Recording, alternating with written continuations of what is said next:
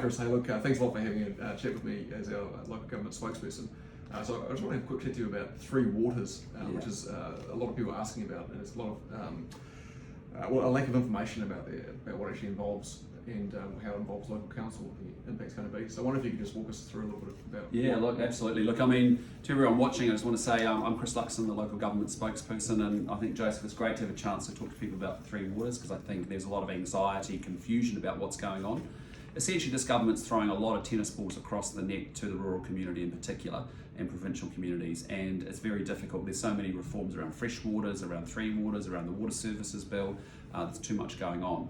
So where we are is on the water entities, or what's called the Three Waters. It's really about drinking water, stormwater, wastewater, and the management of those. That's currently managed by 67 local councils up and down the country, and the proposal is very simple, to amalgamate all of those councils and put them into 4 big water entities.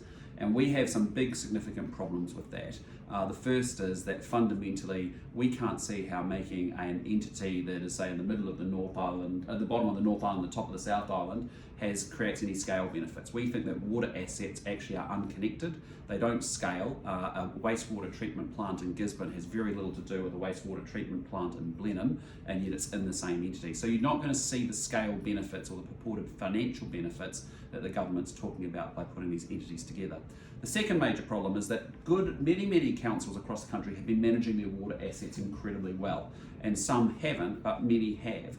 And the ones that have are going to be cross-subsidising because they're going to be paying the same price as the others, and that money and that investment is going to go into those other areas that desperately need the water upgrades rather into their own local areas. So you're going to be cross-subsidising neighbouring regions that have been poorly managing assets.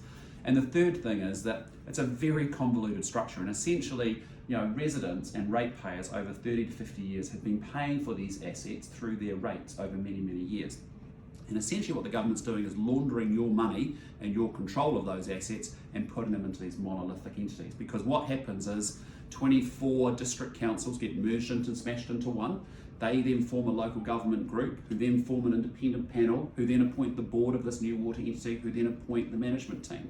And your district council has no shareholding, or they have an interest but no shareholding, and certainly no influence or control over what's happening in your area. So that's all happening on the district council side, and then of course on the iwi side, they have 50-50 arrangements as well, which means that you've now got iwi consultation plus district councils to get to a very, very messy structure. So you're going to add a lot of people, a lot of bureaucracy, and so that's why we're not a fan of that. We think there's other ways to go.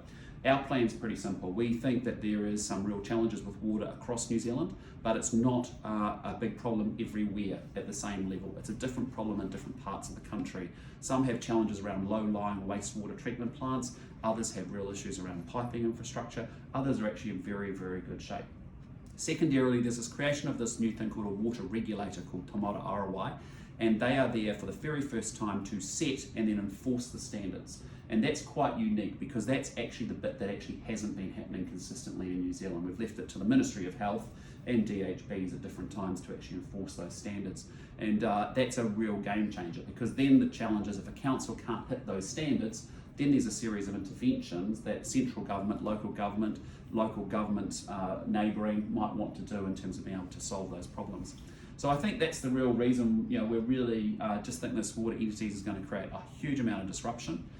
And then certainly take the local out of local government, because I actually think those local communities know what they need more so than that. So that's really the Three Waters legislation. Look, that's really helpful, Chris. I think it's really going to help answer a lot of questions that people have at home. One of the things I keep hearing is this just a centralisation agenda from this government? They want to centralise everything. And I've heard your point about more bureaucracy, which seems to be something this government has a tendency to do.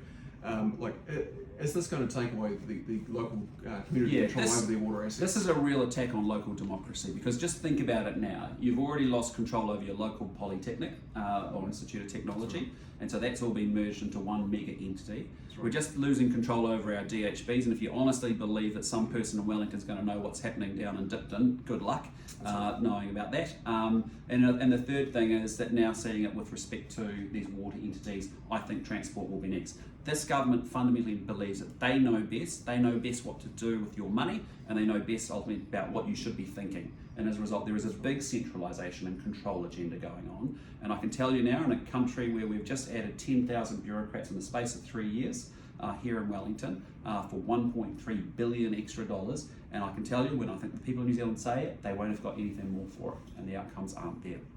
So Chris, what can people do? Well, I think what you've got to do is you've got to write in and talk to your mayor and hold your mayors accountable for where they're going to be on this Three Waters decision, because essentially what's going to happen is some mayors are going to come out and actually say, we don't think it's a good idea. Other mayors are being incented or bribed or induced to actually take the amalgamation option.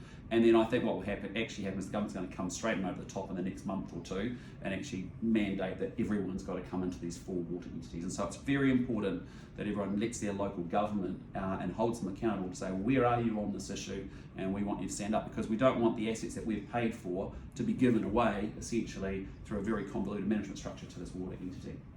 Fantastic, Chris. Look, thanks so much. And everyone, you heard it. Get in contact with your local council, your local mayor, and ask them what their position is on the Three Waters reforms.